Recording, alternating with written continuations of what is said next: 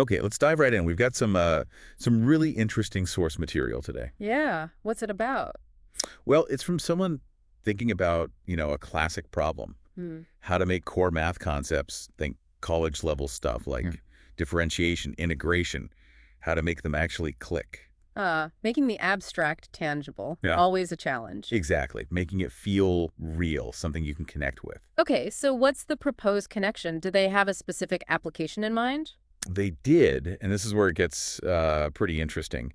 The idea is using derivatives to evaluate pressure changes Pressure changes, okay. In what context? inside vacuum-sealed agricultural canned goods. Wait, seriously, canned goods?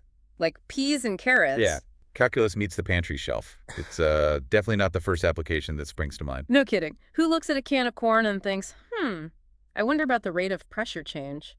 But okay, I'm intrigued. Right. But that's exactly what we're going to explore in this deep dive for you. Unpacking this, well, surprising link the source material brings up between calculus and food science. It's actually a great example, though. It shows these, powerful math tools aren't just for textbooks or engineering So labs. that can on the shelf, its internal pressure isn't just static, is it? Not at all. It changes. Think about it, temperature fluctuations during processing, right?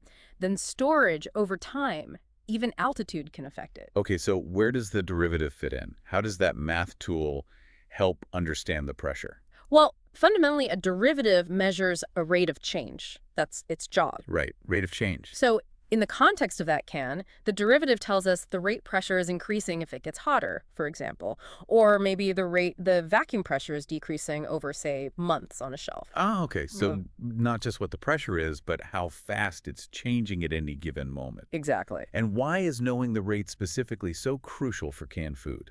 Because, well, think about food safety.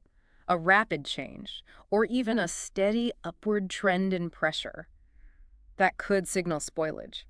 Like bacterial activity. Precisely. Or maybe the seal isn't perfect, it's failing slowly. These are things you absolutely need to catch. Makes sense. So food scientists can use derivatives, this math, to model those rates. They can predict potential problems, figure out safe processing times and temperatures, establish reliable shelf lives. They'd look at pressure readings over time, maybe? Or across different Yeah, temperatures. analyze the data. And the derivative gives them crucial insight into whether the product is stable or if something's going wrong. Is it heading towards danger? So you're tracking its behavior, its trajectory, not just a single snapshot. Is it stable? Is it climbing dangerously? You got it. And the source mentioned integration too, remember? Right. The flip side of differentiation. Yeah, the inverse. Integration lets you calculate the total change over a period, like the total pressure increase going from room temp to processing temp, if you know the rate function from the derivative. So you need both, really, the rate and the accumulation. They work together. Both are pretty essential lenses for understanding dynamic systems, even one seemingly as simple as the inside of a food can. Okay, so let's fall back to the bigger picture then.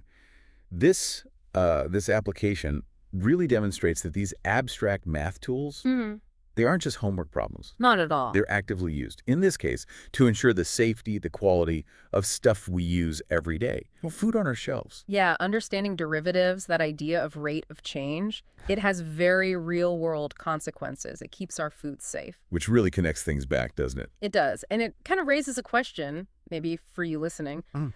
If calculus, specifically looking at rates with derivatives, helps us guarantee the integrity of a humble can of food, Uh-huh.